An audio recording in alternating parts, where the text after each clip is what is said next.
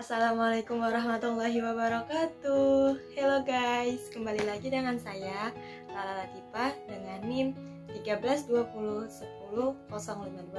Baik, di video kali ini saya akan membawakan tugas dari mata kuliah Personality Development.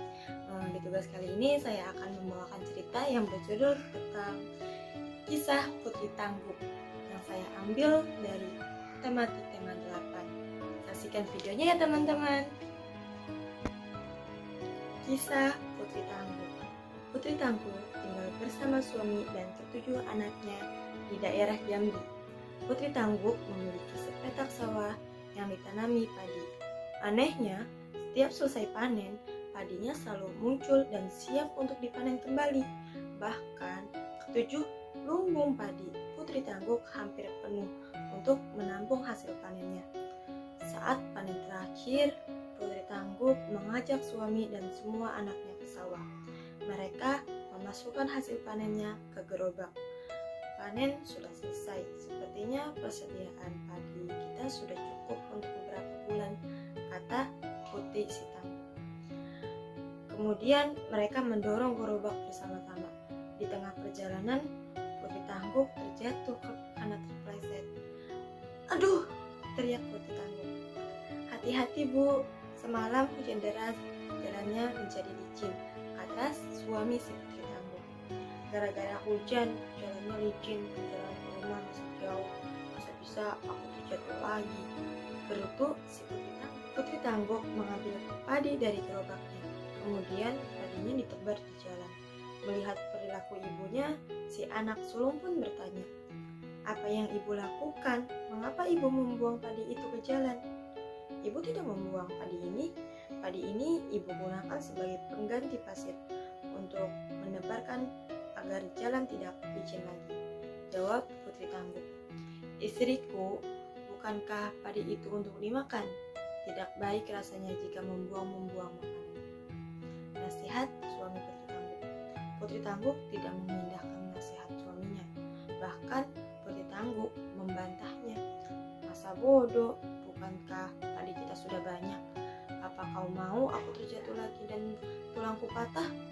bantah si Putri Tangguh sambil terus memindahkan padi ke jalan. Setelah panen terakhir, Putri Tangguh tidak pernah pergi ke sawah. Ia berada di rumah untuk merawat ketujuh anaknya. Suatu malam, anak bungsu Putri Tangguh merengek karena lapar. Akhirnya, Putri Tangguh ke dapur untuk mengambil nasi. Alangkah terkejutnya ketika ia mendapati pancinya yang kosong. "Mengapa panci ini kosong?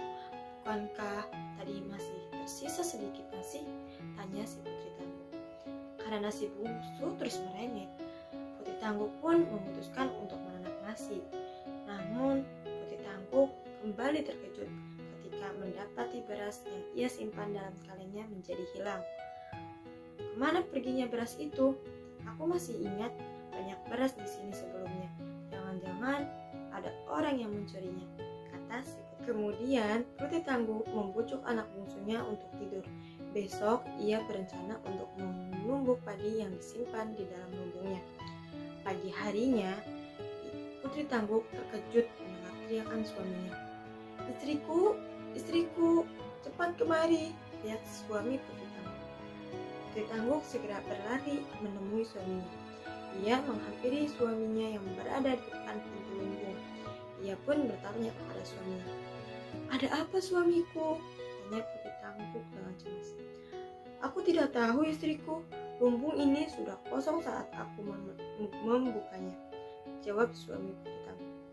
Putri Tangguh dan suaminya bergegas memeriksa lumbung yang lainnya. Betapa terkejutnya mereka ketika mendapati ketujuh lumbung telah kosong. Putri Tangguh pun menangis. "Apa yang terjadi padaku? Tadi malam nasi yang hilang dan beras. Sekarang padi di lumbung pun juga ikut menghilang.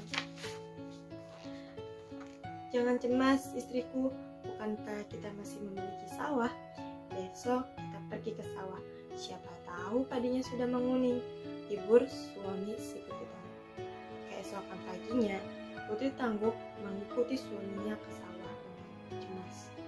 Tiba di sawah, Tangis Putri Tangguk semakin keras karena melihat sawahnya telah berubah menjadi semak belukar.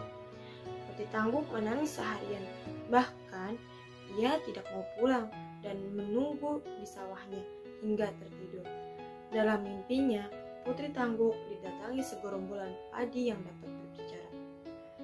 "Hai Putri Tangguk, inilah buah dari kesombonganmu. Masih ingatkah engkau ketika membuang kami di jalan?" tanya padi-padi itu. "Kau telah menghina kami, kau telah menjadikan kami pasir untuk alas jalanmu. Kami ini dipanen untuk dimakan, bukan untuk dibuang sembarangan.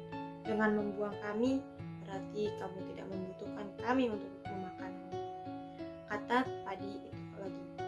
Putri Tangguk hanya bisa diam dan tidak menjawab. Ia menyesali kebodohannya. Ia pun memohon maaf kepada padi-padi itu.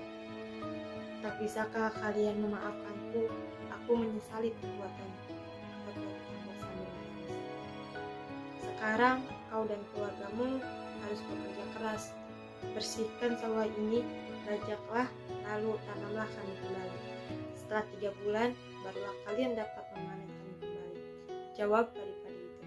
Ketika Putri Tangguk ingin menjawab, ia serentak bangun dari tidurnya. Putri Tangguk pun kembali pulang.